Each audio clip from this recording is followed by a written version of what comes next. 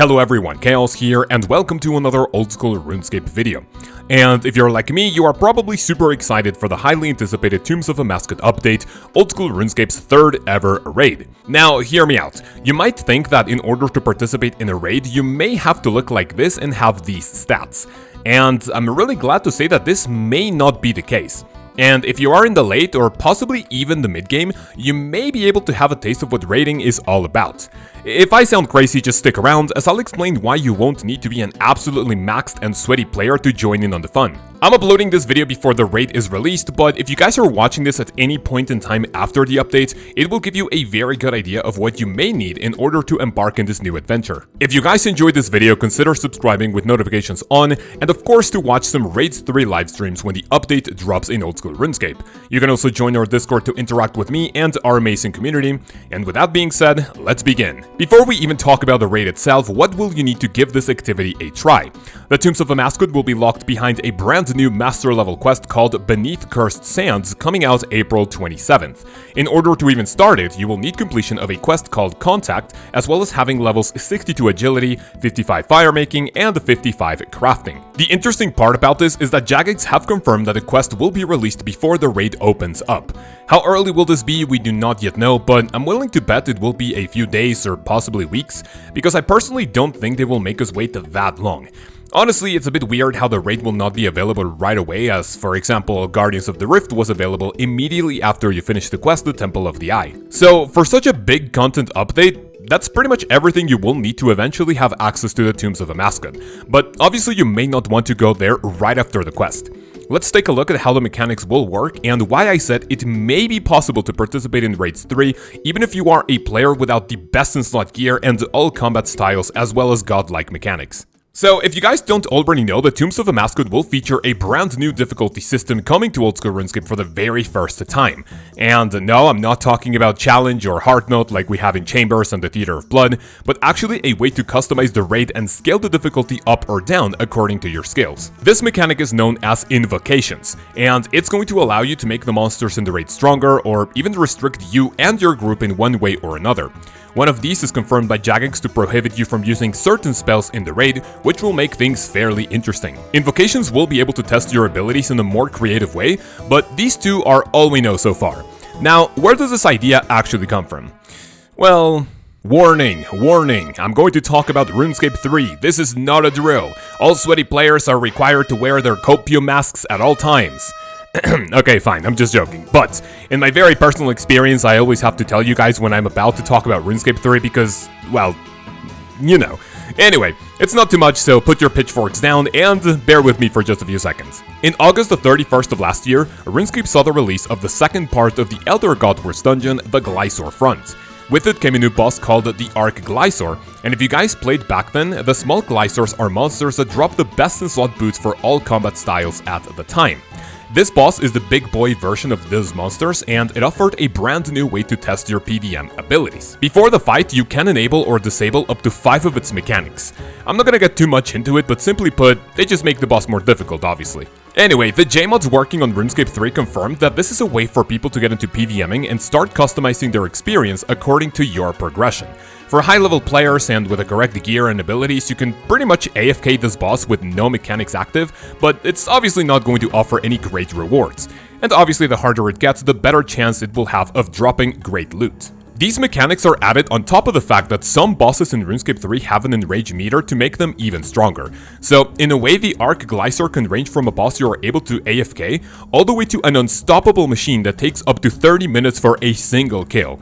I recommend you guys check out one of the best PvMers in RuneScape 3 called Evil Lucario to see how crazy it gets. And anyway, back to old school RuneScape. So I mentioned all of this because in my very personal opinion, it looks like Invocations were inspired by this RuneScape 3 boss mechanic, which will be a great way for more players to dip their toes into PvMing and get more comfortable with mechanics, which will later open the way to more content. So with this out of the way, let's finally talk about everything you might potentially need for Raids 3. We are going to start with levels. With all of this invocation talk, it's difficult to pinpoint how low your stats could be in order to have a decent time in here.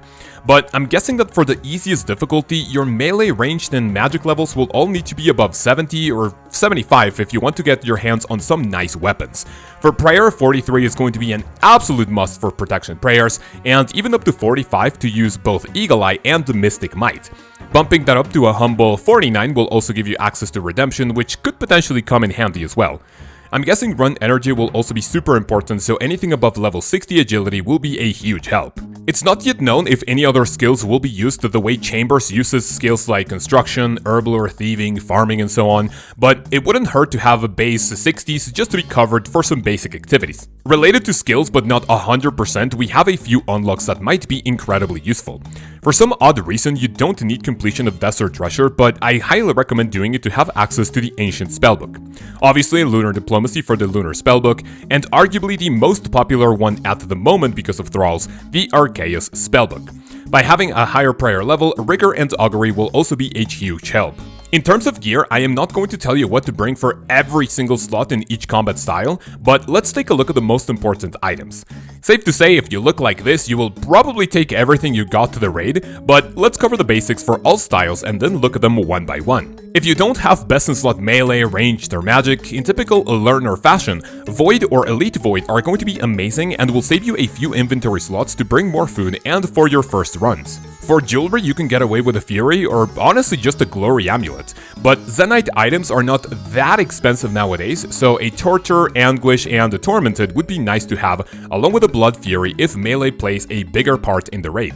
You can take either Imbued Dagonoth rings depending on what style you want to focus on, or a Brimstone ring which might have you covered for all of them.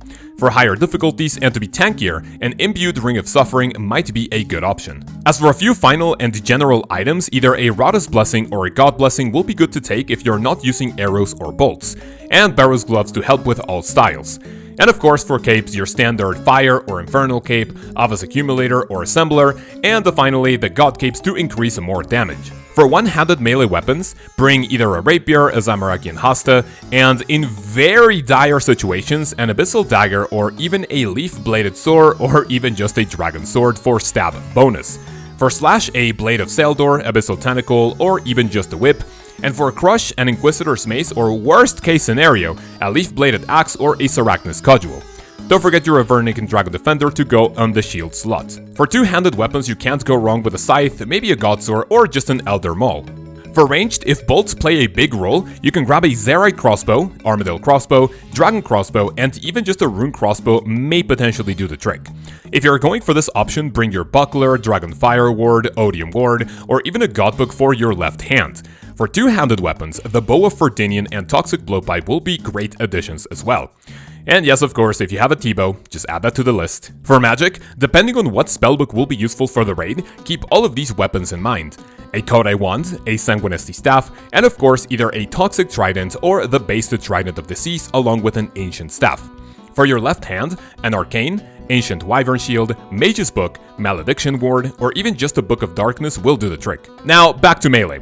From best to quote-unquote worst, we have a Torva, Bandos with a Face Guard, and you may even be able to get away with a Nessie Helm, Fighter Torso, and Obsidian Playlegs. Remember to toss in a pair of either Primordial, Dragon, or just Climbing Boots. For ranged, take either Armadillo, Carols, or just a Blessed Dragon Hide for more prayer bonus.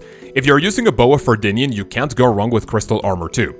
Adding your Pegations, Blessed Dragonhide Boots, or even Shasian Boots 5 and a pair of Humble Snakeskin Boots if the money situation is very tight. And finally for magic, again from best to worst, we have Ancestral, Aaron's Robes, and on the lower end we have things like Dagon High, Infinity, Enchanted, Mystic, and honestly anything lower than that is a little bit cringe, so just work on the higher end ones to not look like an absolute noob. As for supplies, I recommend stacking up on Combat Potions, Bastion Potions, either on the regular or Divine State, an Imbued Heart, Ceradomin Brew, Super Restores, a few runes for useful spells, and of course Sharks, Manta Rays, Anglerfish, Karamwan, you know, the standard.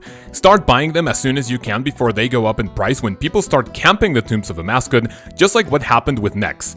I don't think I've ever seen restores being this expensive, so just go ahead and buy them slowly over time so you can be ready for the raid. So that's it about gear, and before we close out the video, what will you need in terms of mechanics? If you want to go a little bit deeper in this topic, I recommend watching my Inferno guide, as it will give you a ton of information to learn prior to Old School RuneScape's biggest challenge, being the Inferno, but I will give you a quick summary right here. I recommend learning about game ticks along with prayer flicking to be able to avoid as much damage as possible, and in some situations even save some prayer by turning it on and off at the right time. Learning about weapon attack speeds will also be helpful to learn when your next attack is coming up. On top of that, the use of F keys will be crucial for you to go between menus as fast as possible to save a few ticks. I also recommend having just a bit of knowledge in a few bosses for you to have an idea of what you need to do in the raid. Now, I'm not saying you need to do countless chambers and Theater of Blood runs, but just even practicing and getting a few KC in bosses such as Grotesque Guardians, Hydra, Vorkat, Zulra, Corrupted Gauntlet, Burial's Brothers, Dagonoth Kings, and possibly even a few God Wars Dungeons bosses, I'd say you'd be good to go. And that's pretty much it. My personal suggestions as a very average PVMer for a few minimum requirements to get ready for the next era of Old School RuneScape PVMing. I really hope you guys enjoyed this video and that you learned something useful. I want to give a massive thank you to all my channel members who have been joining recently. Your guys' support is absolutely insane. If you would like to monetarily support this channel and to join this amazing project, go ahead and click the join button below to see what kind of cool perks and rewards you can get out of your monetary pledge, both in my channel, in my Discord, or also in my live streams. Thank you guys so much for watching, and I will see you in the next video, when we will go over an absolutely insane and ultimate gearing guide for Old School RuneScape, of course, after the release of some major content updates. Thank you guys very much for watching, and I will see you then. Peace.